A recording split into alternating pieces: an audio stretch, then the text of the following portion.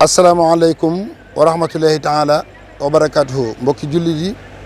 rawatina mbokki taalibe yi ñoo ngi leen di nuyu te leen ziare bu baax ngeen di ànd ak seen télévision TH TV tey jii nag ñoo ngi fii ci jumaay Cheikhul Khadim ngeen gis ko ci sunu ginnaaw ñu fas yéenee ñëw tàbbi fii ci kër Serigne Abdoulahi borom dër bi ci guddi aljuma gu am solo gi nga xam ni Serigne Amsatou moom Serigne Souhaïbou moo koy amal jamono june tey jii nag moo koy def ci dimanche bi jagleel ko Serigne Abdoulahi borom dër bi muy guddi yoo xam ne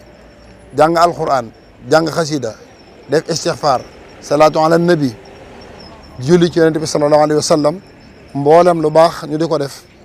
waaye jagleel ko Serigne Abdoulahi borom dër bi. kon mbokk yi niñ leen ko waxee ñoo ngi fii ci kër Serigne Abdoulahi borom dër bi fas yéene ñëw ci guddi ajjuma gu am solo gi nga xam ni Serigne Amsatou moom Serigne Souhaïbou moo koy def si ngeen gis mbooloo mi nii ci biir. ñu ne waaw kay jërë ngeen jëf mbokk yi yaakaar naa yéen a ngi gis dëgg-dëgg nag li nga xam ne moo xew fii ci kër Serigne Abdoulahi borom dër bi ak seen télévision TH TV wax nañ leen ko en direct lay doon fii ci jumaa ji ngeen gis durus bu am solo bi nga xam ni waa ahlu xasida yëpp ñu ngi fi di ko dundal ca na mu gën a mucc ayib ca na mu gën a rafete TH TV nag ni mu ko baaxoo wax leen lépp luy xew fii danañ leen ko jëlal wan leen ko ca na mu gën a rafete fii lay doon ci TH TV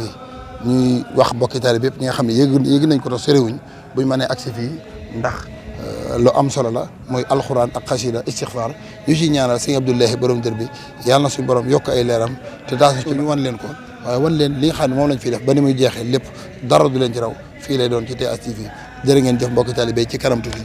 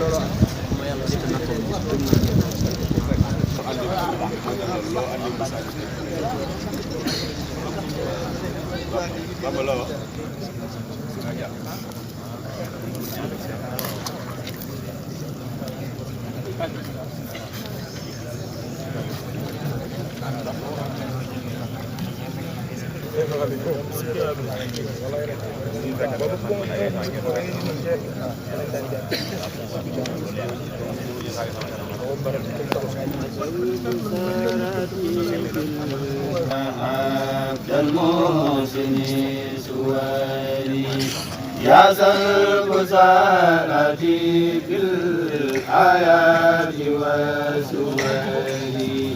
لسان كوني يا